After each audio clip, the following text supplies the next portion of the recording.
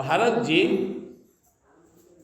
की माता थी, ये बेटा बेटी को सौंप दिए अपने बड़े सौतन को, और खुद अपने पति के चिता के साथ सती हो गई। जमाना दर्शन चली गई। भारत जी के भाई कर्मकांड को सबसे श्रेष्ठ समझते थे। जनरली ब्राह्मण लोग पूजा पाठ कर्म कांड को ही श्रेष्ठ समझते हैं। बेसिकली अच्छा है भी, शुरुआत में करना भी चाहिए सबको, लेकिन धीरे धीरे भक्ति में उतरना चाहिए। पूजा पाठ कर्म कांड करते करते, क्योंकि तन से होता है, धीरे धीरे इंद्रिय मन बुद्धि चित्त अहंकार अस्मिता को पार करते हो आत्मा परमात्मा में अनुराग बढ़ाने का प्रयास करना चाहिए। अपने घाट को हाई करना चाहिए, धीरे धीरे उच्च अवस्था को प्राप्त करना चाहिए। वे ब्रह्म ज्ञान स्वरूप परा विद्या सर्वथा अनिभिक थे, इसलिए इनके जो बड़े भाई लोग थे वो पुरोहित का काम करते थे। और कैसे हम लोग गीता रामायण आप लोग सुन रहे हैं, जितना आपको गीता रामायण अध्यात्म आत्मा परमात्मा पता, उतना पुजारी जी को थोड़े पता है। स्वर्ग लोग असुख का संसार में बेटा पति जुड़ाए धन बढ़े, इतने कि उनका दुनिया धन, क्योंकि वो इसको नहीं समझ पाते हैं। संसार में कितना भी धन जन हो जाए, मान सम्मान प्रतिष्ठा प्राप्त हो जाए, सब क्षण मांगू रहे, सब यही रह जाए। जब तक जीव अपने परम प्रभु शिव से आत्मा परमात्मा से परम गति को प्राप्त नहीं हो जाता है, तभी भटकाव जारी रहेगा, आना जाना आना जाना आना जाना। इसलिए पिता के परलोक सिधारने पर वो भारत जी को, जिन्हों पहले से मूर्ख समझते थे, ये वो निठा ठेठ आ गया कहाँ से, ये प्रयास नहीं किए पिता की तरह। जानते थे कि बहु रहा है, पढ़े लिखे वाला नहीं, झूठे कराए माथा खपाना, और छोड़ दिए। भारत जी की अवस्था दिव्य होते जा रही थी, वो मान अपमान आदि विचारों से मुक्त हो गए। जब साधारण नर पशु ने पागल मूर्ख अथवा बहरा कहकर पुकारते, तभी उनके अनुरूप भाषण करने लगते। कोई उनसे कुछ भी काम कराना चाहते तो बिना इच्छा के अनुसार कर देते। एकदम तुझे बोझा ढो, घर में झाड़ू मार, खेत कोड़, लग जाते। बेगार के रूप में, मजदूरी के रूप में, मांगने पर अथवा बिना मांगे जो भी थोड़ा बहुत अच्छा या बुरा अन्न उन्हें मिल जाता, उसी को जीभ पर जरा सा स्वाद न देखते हुए खा लेते। कोई कुछ दिया तो खा लिए, इसी डाल लिए, कुछ दे दिया, आसी बासी नीमन सही झूठा पका कच्चा अधपका, मांगते नहीं थे, दिया तो दिया, न दिया। मजदूरी किए, कोई अच्छा नहीं भी था, दया आ गया कि आज दिन भर नहीं धान कूटा है, अरे 4 रोटी खिला दिया, पर जो अब बिना स्वाद के मुंह में डाल दिया। अन्य किसी कारण से उत्पन्न न होने वाला स्वतः सिद्ध केवल ज्ञानानंद स्वरूप आत्मज्ञान उन्हें प्राप्त हो गया था। आत्मज्ञानी तो थे ही, थोड़ा सा रुकावट आ गया था, वो दूर हो गया, अपने आत्मानंद में लीन हो गए। उन्हें एहसास हो गया मैं श्रेणीवाद आत्मानंदी हो गए, वो आत्मा में अपने आप को बसा लिए, लीन हो गए। जब कोई व्यक्ति अपने आत्मा से जुड़ जाए, आत्मज्ञान हो जाए किसी को, तो उसे सर्दी गर्मी मान अपान सुख दुख जन्म मरण या देह के किसी भी अभिमान की स्फूर्ति नहीं होती। भारत जी को भी नहीं होता था।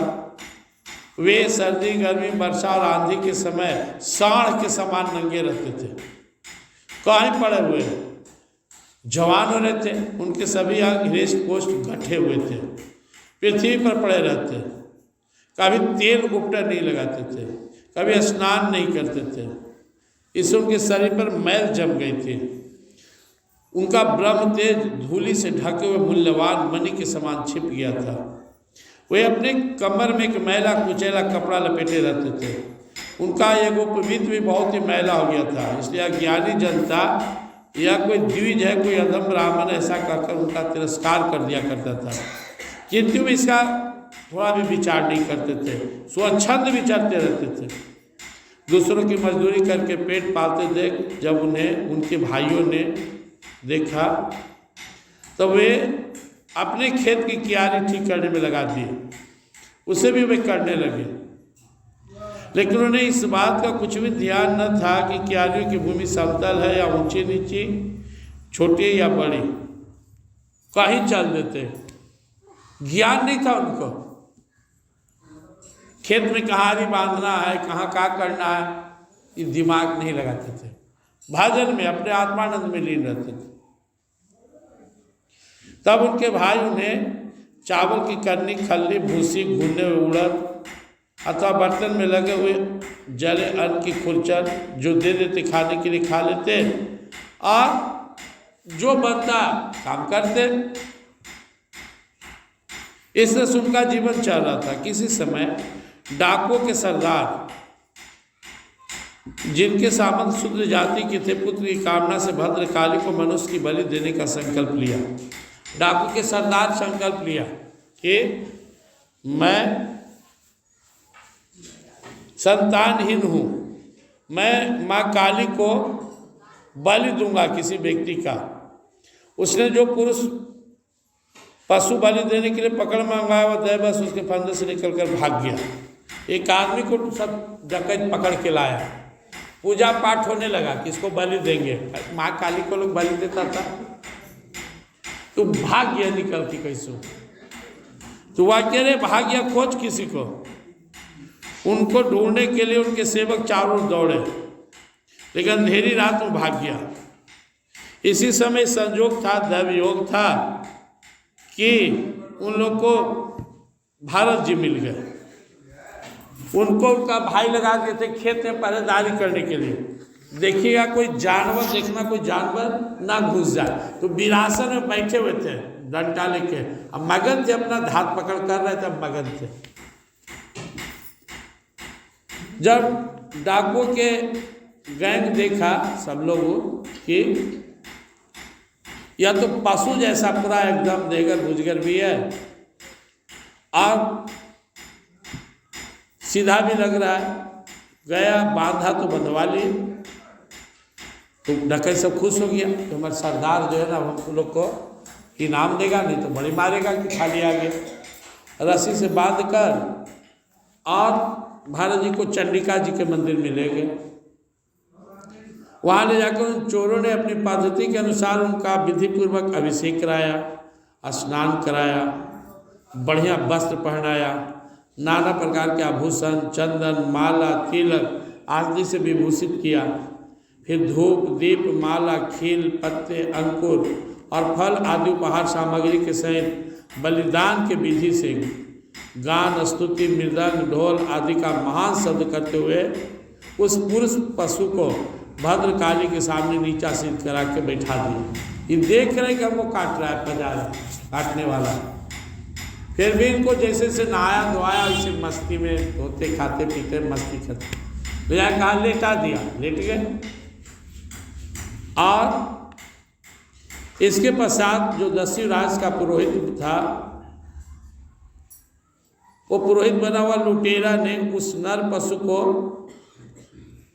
बलि देकर उनके रुधिर से देवी को तृप्त करने के लिए देवी मंत्र से भी मंत्रित एक तीक्ष्ण खड्ग उठाया, माँ का मंत्र पढ़ा और देवी जी को आह्वान किया कि मैं आपको दे रहा हूँ। देखते नहीं कहाँ कहाँ लोग देता है। चंडिका देवी होने जा के लोग कई जगह, कलकत्ता में दे रहा है, अपना यहाँ भी दे रहा है।